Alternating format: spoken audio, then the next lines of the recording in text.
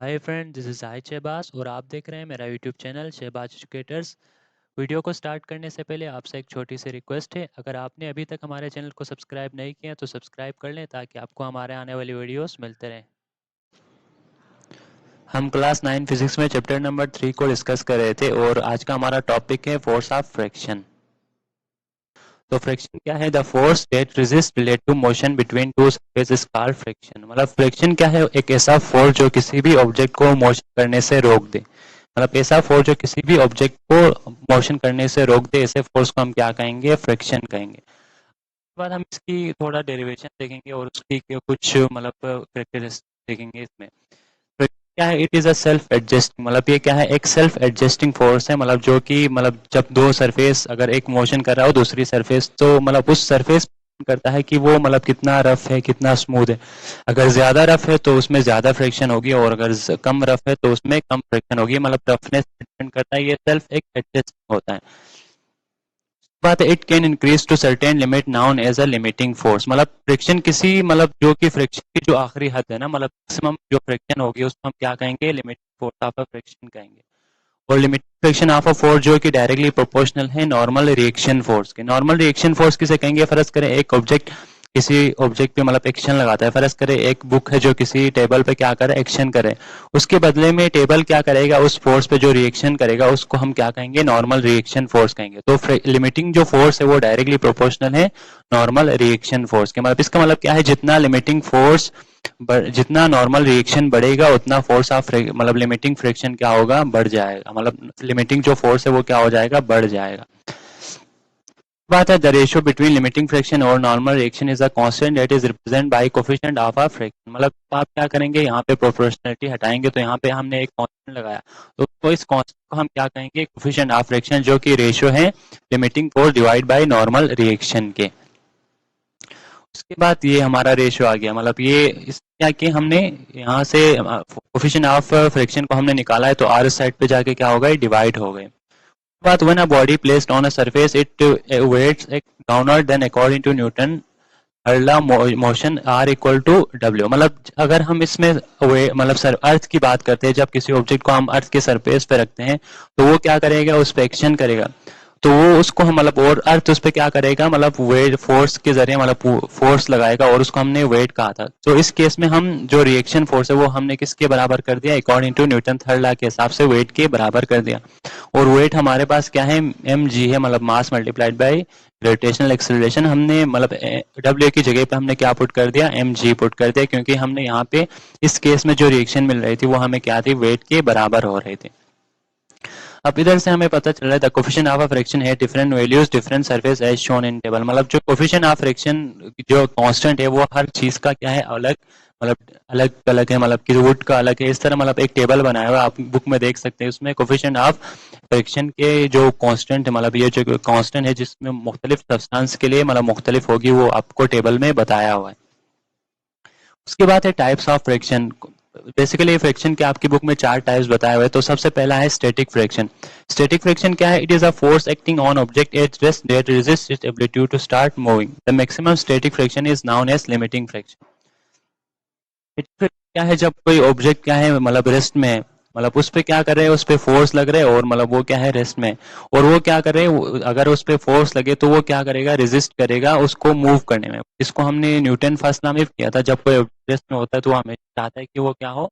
Rest में ही रहे। इसी तरह जब कोई ऑब्जेक्ट पे फोर्स लगाते हैं वो कोशिश करता है कि मतलब अपनी स्टेट को चेंज ना करे। उस वक्त उसके पास जो फ्रिक्शन है, मतलब उसकी रेस्ट की हालत में जो उसके पास फ्रिक्शन है उसको हम क्या कहेंगे? स्टैटिक फ्रिक्शन कहेंगे।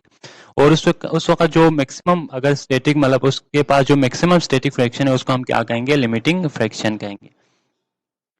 बात है काइनेटिक फ्रिक्शन। काइनेटिक फ्रिक्शन क्या है? It is a force that resist the motion of a moving object. It is interest know that in all situation static friction is greater than kinetic friction. मतलब kinetic friction क्या है? जब कोई object move करता है तो उस वक्त भी उसके उस पर कोई फ्रिक्शन लग रही होती है।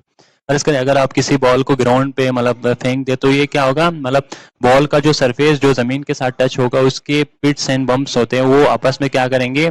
लॉक करेंगे और इसकी वजह से वो थोड़ी देर बाद क्या हो जाता है? रेस्ट में आ जाता है। मतलब अगर कोई ऑब्जेक्ट मूव भी कर रहा हो तो उस वक्त भी जो कोई फ्रिक्शन होती है तो उस मतलब मोशन के वक्त जो फ्रिक्शन होगी उसको हम क्या कहेंगे? काइनेटिक फ्रिक्शन कहेंगे। और ये बात आपको पता होना चाहिए, स्टैटिक फ्रिक्शन हमेशा ग्रेटर होते हैं काइनेटिक फ्रिक्शन, क्योंकि स्टैटिक में क्या होते हैं, मतलब सरफेस बहुत ज़्यादा होता है, मतलब अगर किसी चीज़ के साथ अगर कोई चीज़ उसके साथ सरफेस कंटेक्ट हो, तो स्टैटिक में तो उसका पूरा सरफेस क्या होता है, कंटेक्ट में होता है, लेकिन काइनेटिक में कम से कम सरफेस उसके साथ मतलब कंटेक्ट होता है, इसकी वजह से इतना बिट स्लॉप कम हो जाते हैं, इसकी वजह से स्टैटिक फ्रिक्शन हमेशा बहुत ग्रेटर होता है काइनेटिक फ्रिक्शन। उसके बाद स्लाइडिंग फ्रिक्शन, इसको हम देखेंगे, when one body slides over other friction, then two surface is said to be a sliding friction। मतलब कोई बॉडी अगर दूसरे बॉडी पर क्या कर रहे हो, मतलब स्लाइड कर रहे हो, मतलब रोल नहीं कर रहे हो, सिर्फ स्लाइड कर रहे हो, तो उस वक्त उन दोनों के सरफेस के दरमियान जो फ्रिक्शन होगी उसके हम क्या कहेंगे, स्लाइडिंग फ्रिक्शन कहेंगे। इसी तरह रोलिंग फ्रिक्शन क्या है, when a body moves on a wheel the friction is said to be rolling friction. मतलब कोई भी बॉडी जब क्या करते हैं, किसी और सरफेस पे रोल करते हैं, तो उन दोनों के दरमियान जो फ्रिक्शन होगी उसको हम क्या कहेंगे, रोलिंग फ्रिक्शन कहेंगे।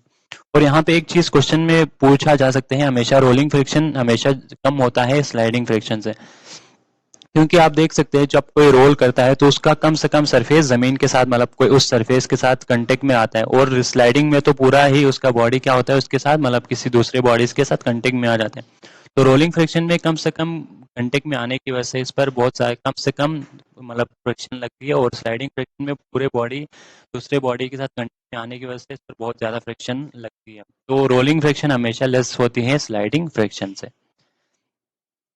बात है एडवांटेजेस ऑफ अ फ्रैक्शन, इसको मैं रीड नहीं करूंगा, इसमें कुछ एडवांटेजेस आप पॉइंट उठा के लिख सकते हैं, ये पूरा लिखने की आपको जरूरत नहीं है। इसमें क्या है, फ्रैक्शन के एडवांटेजेस तो बहुत सारे हैं। इसमें सबसे पहला है, हम फ्रैक्शन की वजह से क्या कर सकते हैं, ग्राउंड पे वॉक कर सकते हैं, मतलब वॉक कर सकते हैं, जो कि हमें क्या करेगी, स्लाइडिंग से मतलब बचाएगी। अगर आप फ्रैक्शन ना हो तो हम आसानी से वॉक नहीं कर सकते।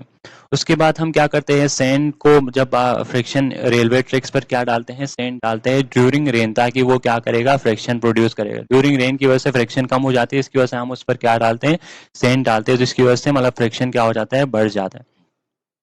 कार ब्रेक्स में भी हम फ्रिक्शन की वजह से, कार में कार को जब आप स्पीड में हो तो हम फ्रिक्शन की वजह से उस कार को क्या कर सकते हैं, मतलब स्टॉप कर सकते हैं। इसी तरह टायर में आप इधर आप देखो, ये स्ट्रक्चर की वजह से, मतलब इसमें हमने पिट्स एंड बम्प्स बहुत ज्यादा बनाए, जिसकी वजह से ये क्या करेगा, मतलब जमीन के साथ पूरा ग्रिप में आ जाएगा, और इसकी वजह से मतलब स्लाइडिंग से बच जाएगा, और मुख्तलिफ एक्सीडेंट्स वगैरह से क्या हो जाएंगे, महफूज हो जाएंगे। इस तरह बहुत सारे एडवांटेजेस है, उसको आप इधर इधर से कुछ चीजें दो तीन चार पॉइंट्स आप यहाँ से उठा सकते हैं। बात है डिसएडवांटेजेस, डिसएडवांटेजेस भी, इसके फ्रिक्शन के डिसएडवांटेजेस भी बहुत ज्यादा है। डिसएडवांटेजेस क्या है, मतलब फ्रिक्शन की वजह से बहुत ज्यादा एनर्जी क्या हो जाएगी, वेस्ट हो जाएगी। इसके बाद दूसरा डिसएडवांटेजेस क्या है, फ्रिक्शन की वजह से बहुत मुख्तलिफ जो पार्ट्स है किसी भी मतलब इंस्ट्रूमेंट या किसी भी व्हीकल्स के, वो क्या हो जाएंगे, वियर एंड टीयर, मतलब कोई फटने वाली चीज हो तो फट जाएंगे, या टीयर मतलब वो टूट जाएंगे। इस तरह मतलब बहुत सारी चीजें क्या हो जाएगी, मतलब इंस्ट्रूमेंट्स जाया हो जाएगी फ्रिक्शन की वजह से। बात ऑयल, अगर फर्ज करें, अगर ऑयल पंप, किसी कार इंजन का ऑयल पंप क्या हो गया, बंद हो गया, इसकी वजह से क्या हो जाएंगे, ड्राई मेटल्स के दरमियान बहुत ज्यादा फ्रिक्शन होने की वजह से टेम्परेचर क्या हो जाएगा, बढ़ जाएगा, और उसका इंजन क्या हो जाएगा, सीज हो जाएगा, मतलब बंद हो जाएगा। इसकी वजह से मतलब ये आप यहाँ पे आप देख सकते हैं, तीन आपको डिसएडवांटेजेस दिया हुआ है, यही आप लिखते हैं तो यहाँ पे ये काफी है। उसके बाद बहुत सारे तरीके हैं जिससे हम फ्रिक्शन को रिड्यूस कर सकते हैं। यहाँ पे हमने व्हील इस्तेमाल किया, मतलब क्योंकि स्लाइडिंग रोलिंग फ्रिक्शन क्या है, लेस देन स्लाइडिंग फ्रिक्शन। इसी तरह पुलिस, जो किसी भी चीज़ों को हम ऊपर उठाने के लिए, मतलब किसी रस्सी डाल के रस्सी को उस पर क्या करते हैं, रो पुलिस के जरिए हम किसी चीज़ों को मतलब ऊपर उठा लेते हैं। उसके बाद बाल बेरिंग्स वगैरह, ल्यूब्रिकेंट्स, ग्रेफाइट चीज़ें हम क्या कर सकते हैं, यूज़ कर सकते हैं फ्रिक्शन को रिड्यूस करने के लिए। उसके बाद है lubricating motor axle, sewing machine, bicycle chain reduce the prevent wear and tear, the shape of vehicles also designed to reduce air resistance। मतलब बहुत lubricating चीज़ों को हम मोटर एक्सेल, स्विंग मशीन और बाइसिकल पर डाल के हम क्या कर सकते हैं, मतलब फ्रिक्शन को रिड्यूस कर सकते हैं, और वो ये प्रिवेंट करेगा वियर एंड टीयर होने से, मतलब फटने या टूटने से। उसके बाद हम क्या कर सकते हैं, मतलब व्हीकल्स के शेप को थोड़ा सा, मतलब फ्रिक्शन कम करने के लिए उसके आगे वाले शेप को थोड़ा सा छोटा कर सकते हैं, मतलब पीछे जाएंगे तो उसको बड़ा करेंगे, जिस तरह हम एरोप्लेन में करते हैं, आगे वाला शेप छोटा हो जाता है, जिसकी वजह से एयर फ्रिक्शन बहुत कम होगी, इसकी वजह से एयर रेजिस्टेंस, मतलब या एयर फ्रिक्शन कम होगी, और हम इस तरह फ्रिक्शन को क्या कर सकते हैं, रिड्यूस कर सकते हैं।